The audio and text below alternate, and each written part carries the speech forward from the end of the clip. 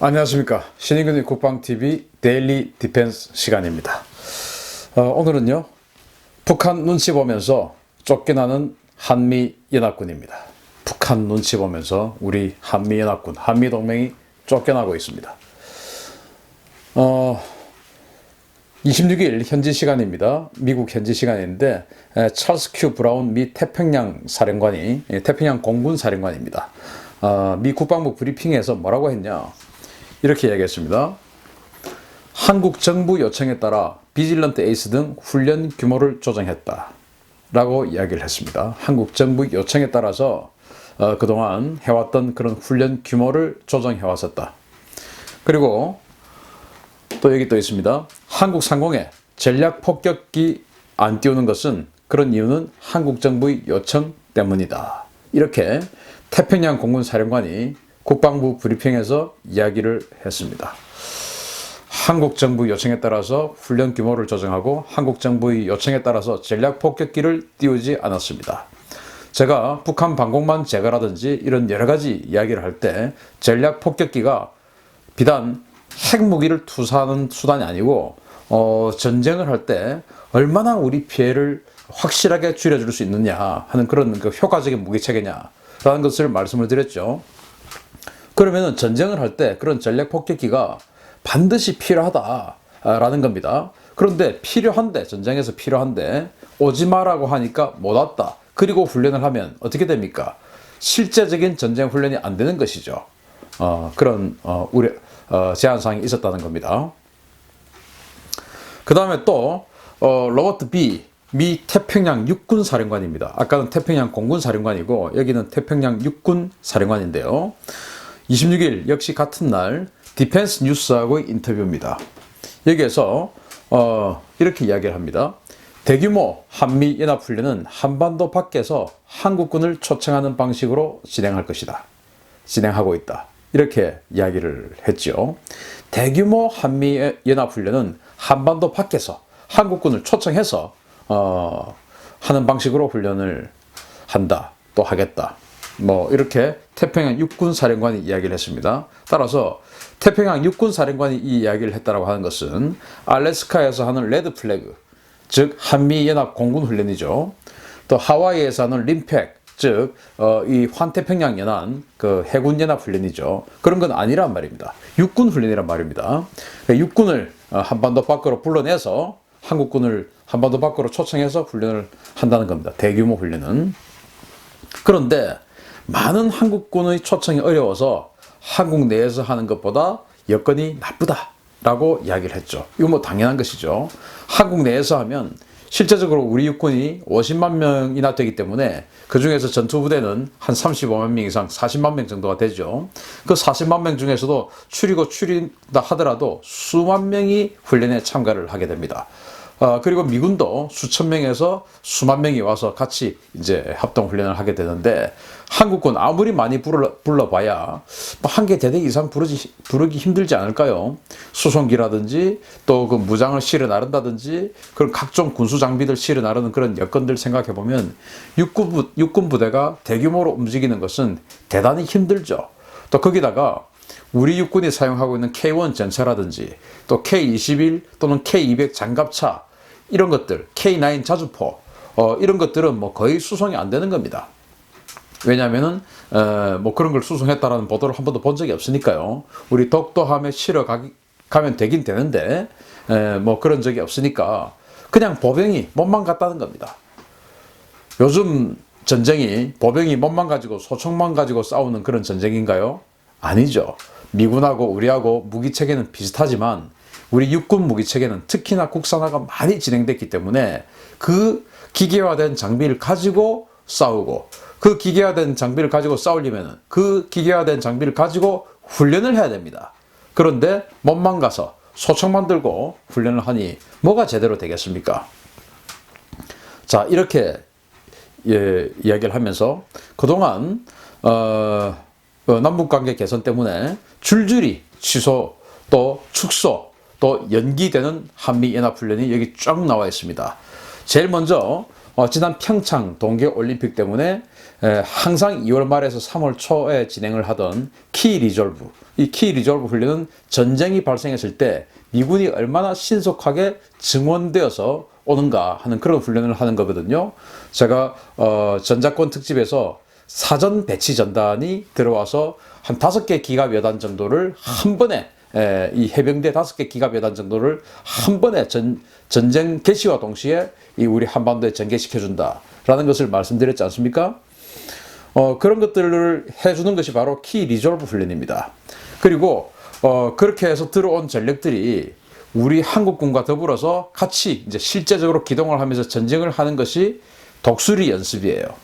그 키 리졸브 훈련과 독수리 연습이 2월, 3월에 이제 평창 동계 올림픽으로 인해서 연기됐습니다. 사실은 뭐 안 할 것 같았는데 워낙 또 그에 대한 비난 또 우려 이런 것이 컸기 때문에 동계 올림픽 끝난 직후에 아주 축소돼서 우리 군도 최소화하고 미군은 뭐 거의 흔적도 없이 해가지고 이 키 리졸브와 독수리 연습을 올해는 그냥 뭐 하는 둥 마는 둥 지나가 버렸습니다.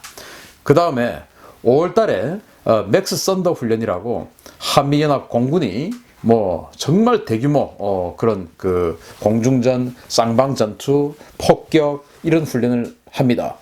이런 것들도 맥스 썬더 훈련도 아주 축소가 돼서 5월 달에 진행이 됐습니다. 왜냐하면 4.27 남북 정상회담 직후고 또 6월 12일 그 미 북한의 싱가포르 회담 직전이었기 때문에 아마 그런 여러 가지 정치 일정이 가만히 되어서 축소가 되었나 봅니다.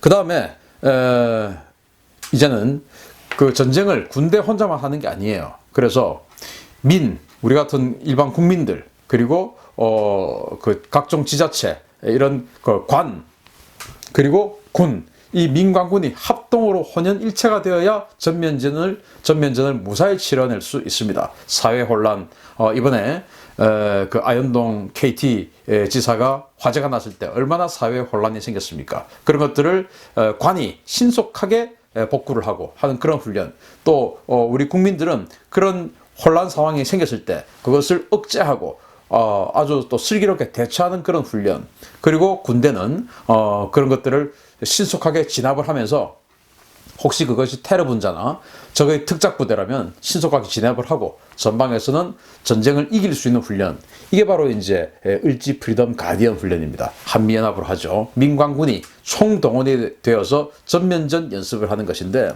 올해 UFG 즉 을지 프리덤 가디언 훈련은 취소됐습니다. 안 했습니다.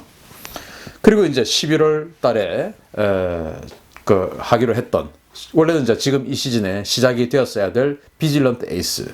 이건 이제 2015년부터 시작이 됐는데, 그동안 뭐 그 맥스 썬더 훈련을 해왔지만 이것보다 더 큰 사상 최대의 공군 훈련이에요. 어떤 공군 훈련이냐? 작전 계획에 따라서 작게 5027, 또 작게 5015 이런 작전 계획에 따라서 북한 전역을 방공망을 제거하고, 그리고 북한 전역에 있는 장사등포를 제거하고, 그리고 북한의 스커드 미사일 기지를 타격하고 핵기지를 타격하고 뭐 이러한 어떤 그 전쟁 시나리오에 따른 연습들을 계속 해나가 보는 것이 비질런트 에이스였어요. 이게 그런데 올해는 유예됐습니다. 유예. 근데 거의 뭐 취소될 것 같죠. 이렇게 우리 한국의 요구에 의해서 축소, 유예됐다라는 말을 이제 태평양 공군 사령관이 한 겁니다. 미국과 우리 국방부는 그런데 좀 말이 달라요. 지난 5월 맥스 썬더 훈련이 아주 축소가 됐을 때 우리 국방부는 이렇게 이야기했습니다. 전략 폭격기를 오지 말라고 요청한 적이 없으며 원래 폭격기 전개 계획 자체가 없었던 것이다. 이렇게 국방부는 브리핑을 했었죠. 5월달에 맥스 썬더 훈련을 하는데 축소됐다고 했지 않습니까? 원래는 전략 폭격기들 B-52, B-1B 이런 것들이 와서 제가 전작권 특집에서 북한의 방공망을 어떻게 단 하루 만에 제거를 해주냐, 그게 바로 전략 폭격기들이 해준다 라고 하는 것을 자세히 설명드렸지 않습니까?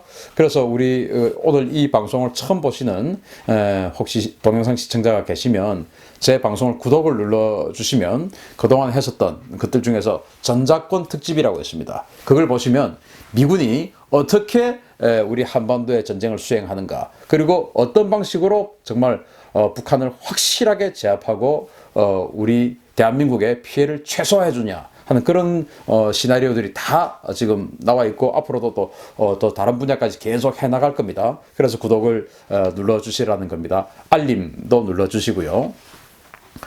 그런데 맥스선도 훈련할 때 폭격기가 안 왔어요. 그때 당시 송영무 국방부 장관이 해리 해리스 태평양 사령관에게 뭐라고 이야기했냐? 그 TV 화면에도 또 다 나왔지 않습니까? 직접 말을 한 것이 TV 화면에 나왔어요. 사령관, 이번 그 훈련에는 뭐 폭격기 같은 거는 당신이 가지고 있는 폭격기 같은 것은 안 와도 돼요. 이렇게 이야기했지 않습니까? 그것을 문정인 안보특보가 또 이야기도 했고요. 그런데 국방부는 그런 말 한 적 없다. 이렇게 이야기를 하는 거죠. 그리고 또 11월 27일 지금 이제 미 그 태평양 육군 사령관이 우리 육군을 대규모로 불러내서 훈련을 하는데 한국에서 하는 것보다는 그 여건이 안 좋다, 이렇게 이야기한 것을 두고 그 다음 날인 11월 27일 이렇게 우리 국방부 대변인은 또 해명을 합니다. 우리 군의 해외 전개 훈련은 북한 눈치 보는 것이 아니고 원래 예전부터 해오는 것이다, 이렇게 이야기를 했죠. 원래 예전부터 소대 중대급 훈련은 가끔 미국에 가서 했습니다. 그건 맞습니다. 그런데 미 태평양 육군 사령관의 이야기는 대규모 훈련이라고 이야기했습니다. 아니, 소대 중대를 대규모라고 합니까? 하다못해 대대급은 되겠죠. 그런데 한국에서 하면은 군급 훈련을 할 수가 있는데 대규모라고 하더라도 대대 정도밖에 못 부르니까 이거 참 여건 안 좋다라고 하는 거 아니겠습니까?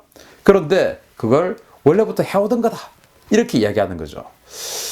저는 뭐 다른 그 부처들의 대변인들이 하는 말에 대해서 제가 그 분야 전문가가 아니라서 그 대변인의 말을 진위를 제가 파악을 잘 못해서 그런지, 하여튼 저는 국방부 대변인이 매년 그렇습니다. 국방부 대변인이 하는 말은 왜 그렇게 제 눈에는 신뢰성이 없어 보이는지 참 좀 그렇습니다.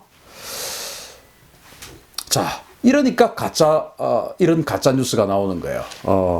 이렇게 가짜 뉴스가 나왔죠. 아시아 경제가 보도를 했는데 이제 청와대 도장이 찍힌, 청와대 인쇄가 된 이런 문건들이 이제 안보 전문가들에게 쫙 배포가 됐다는 거 아니에요. 북핵 문제로 한미 갈등이 심각하다. 한미 동맹 균열 조짐이 보인다. 균열이 심각하나 한국 정부가 이를 부인하고 있다. 이런 문건이 쫙 돌았어요. 그랬더니 이제 청와대 대변인이 청와대 보고서를 사칭한 가짜 문서다, 이렇게 이제 해명을 했고, 작성하고 유포한 사람을 색출해서 엄벌하도록 경찰에 고발하겠다, 이렇게 이야기를 했어요. 뭐 가짜 뉴스는 가짜 문건은 맞는 것 같아요. 청와대 여튼 여러 가지 공문서의 양식을 봤을 때 가짜 문건은 맞는 것 같은데, 어쨌든 이런 문건이 굉장히 이 진짜인 것 같다라고 느껴지는 것은 그동안 우리 정부가 보여주었던 이 한미동맹에 대한 어떤 그 행태가 마치 사실처럼 보여지기 때문에 이런 뉴스가 도는 것이다, 그렇게 보는 것이죠. 자, 그러면 미군은 훈련을 하지 않으면 안 되는 군대입니다. 항상 훈련을 하고 항상 전쟁에 대비합니다. 그러면은 이 동북아시아에 미국의 상대가 누굽니까? 바로 북한과 중국 아닙니까? 사계절이 뚜렷하죠. 이 동북아시아 사계절이 뚜렷합니다. 그리고 지형과 지물이 미국하고는 많이 다릅니다. 그러면 훈련을 해야 되는데 어떻게 해야 됩니까? 한국은 훈련을 안 해주는데, 그래서 일본을 불러내서 훈련을 하는 겁니다. 한미동맹이 약해지는 것만큼 미일 동맹은 그만큼 강해집니다. 이것은 제로섬 게임이에요. 미일 동맹이 약해지면 한미동맹이 강해지고, 한미동맹이 약해지면 미일 동맹이 강해집니다. 우리가 강하고 여기 미일이 약해야 되는 거 아니겠습니까?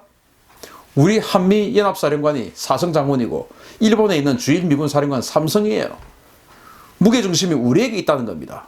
그러면 우리가 동맹의 축이 돼야 됩니다. 동북아시아에서.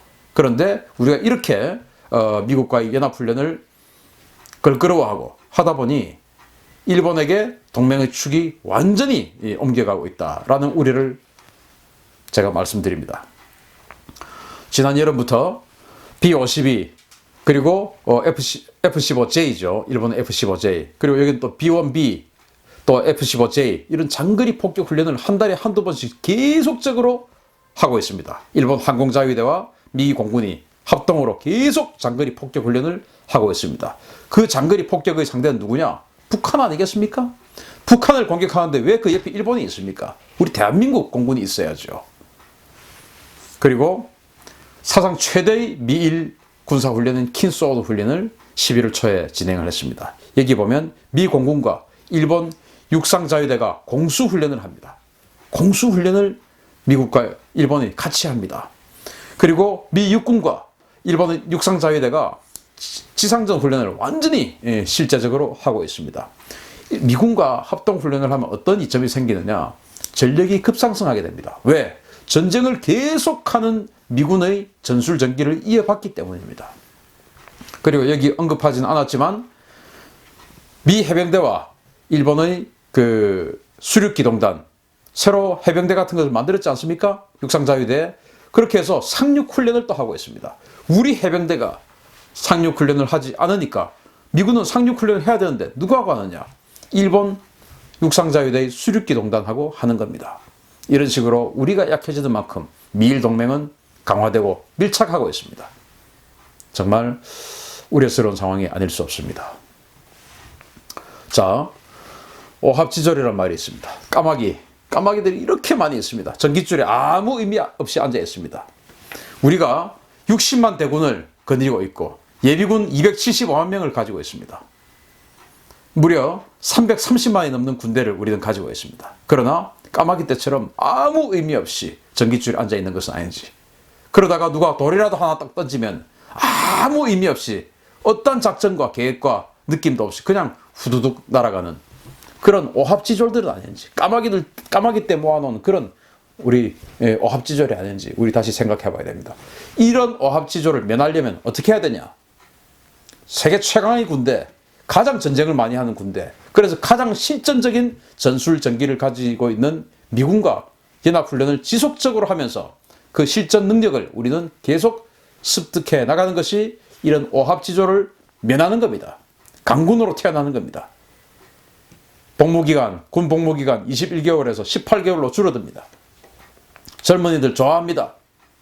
그렇지만은 줄어든 만큼 더 강한 훈련을 해야 되고 더 실전적인 훈련을 해야 되는데 이렇게 세계 최강의 미군과 연합훈련을 등한시하고 어떤 면에서는 거부하고 어떤 면에서는 껄끄러워하고 이렇게 한다면 우리 60만 대군이 전부 이런 까마귀 떼처럼 아무 의미 없이 밥만 축 내고 전깃줄에 앉아 있는 것은 아닌지 심히 우려됩니다.